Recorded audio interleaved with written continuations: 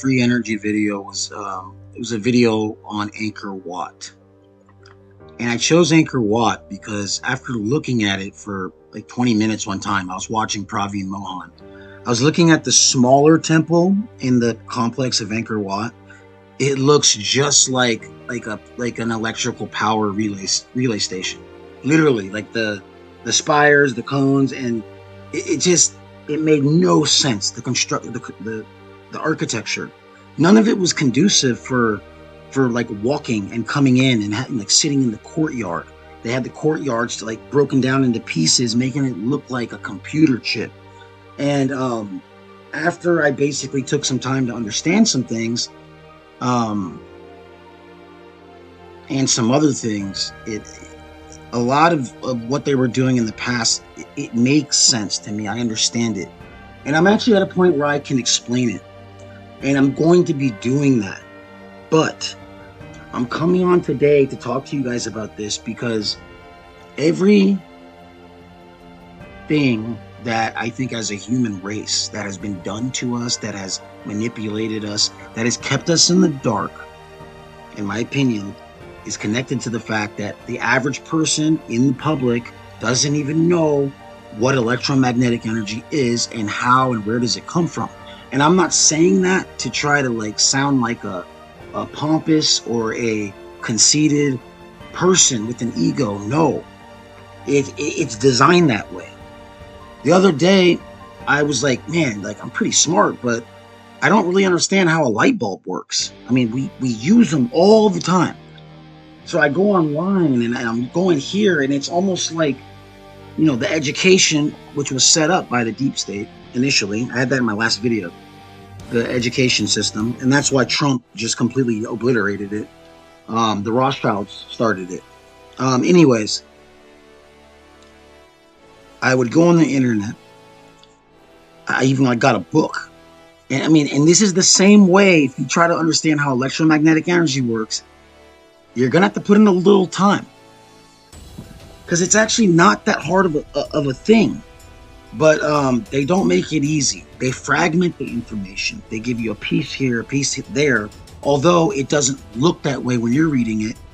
And by the time you're getting anywhere nearly close to like, oh, okay, well, the light's going to eventually turn on.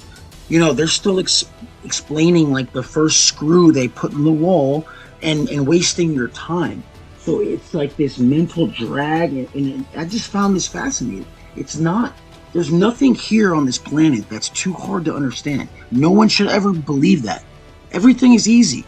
You can just look it up on the internet. You just have to have some patience, and you have to have some willpower. And as long as we're not talking about like, you know, like extreme chemistry where it's just nothing but equations and things like that, you know, it's really easy to like to learn, you know. And I usually do it with YouTube videos.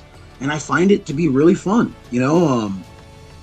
Something will pop up, and I'll want to figure out, okay, maybe I can figure this problem out. And I like to kind of like try to test myself. But electromagnetic energy, electromagnetic energy, electromagnetic fields, magnetic fields, and electrical fields, and how do you, you know, where does it come from? How does it work?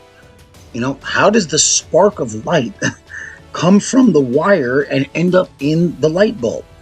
I'm real dead serious. I don't think anybody that's listening to this right now could just rattle that off for me really quick, because I still can't.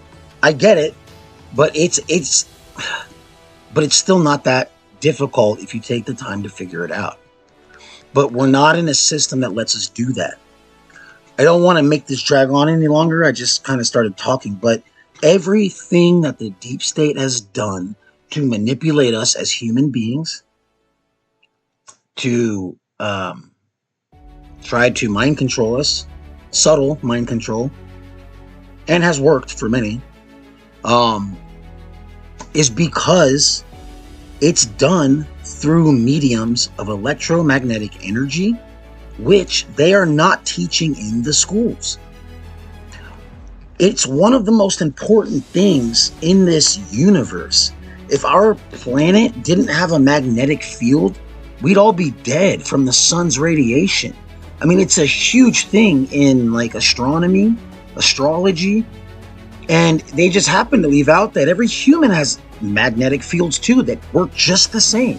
As, they say, like, as below as above, as micro as macro. I mean, we're just a fractal of the larger equation. But because I spent a lot of time in a really good kind of like spiritual group where we focused a lot on our fields, our chakras and all of that. I mean, it was basically like a quantum physics class. And most people who understand vibration and, maintaining their fields and, have like a sensitivity to ether and energy. Once you kind of open that door and you understand, multi-dimensional mechanics, well, you got it. I mean, because that is how this multiverse is set up.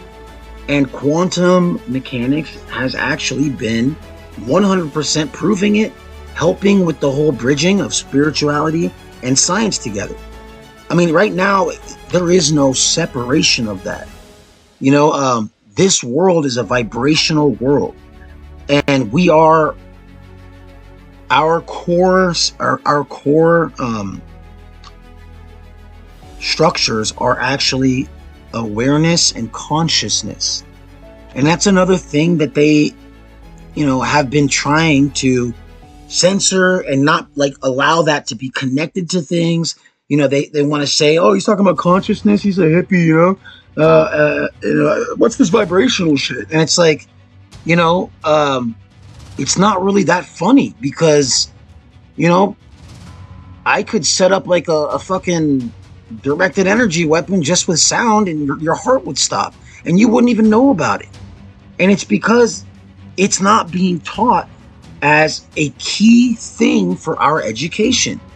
So from here on out, right next to the periodic table, they should teach the electromagnetic spectrum so you can easily understand both of those components.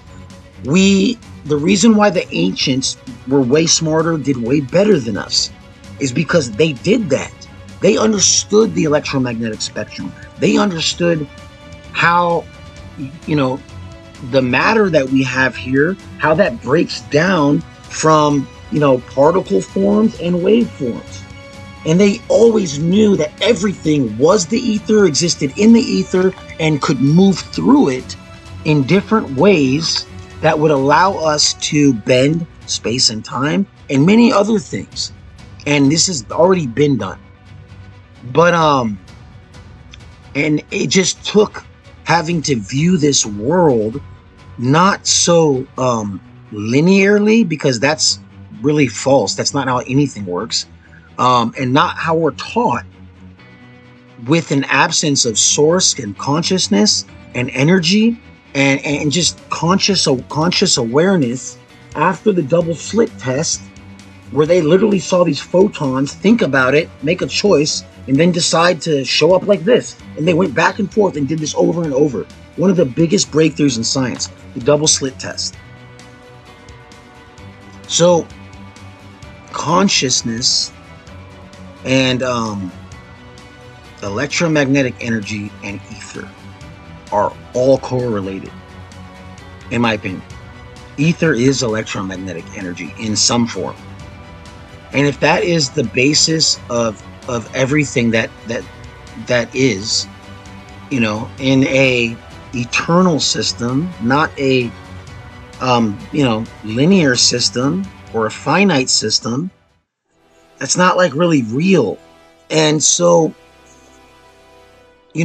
when you can shift the way you view things and understand that everything is energy, that this matter you see is just a light wave moving at certain speeds, making it look very dense, because the light waves are, or the particles, or whatever way you want to put it, when you get to 3D matter, which is the densest, as we're going to explore upward, that ether that we were, or that is, everything exists within everything, then down steps from pure potentialized energy into actual real matter. You know what I mean? And so then you have what appears to be a carbon body that a human being with a soul and its consciousness, um, you know, it operates within it, kind of as one. So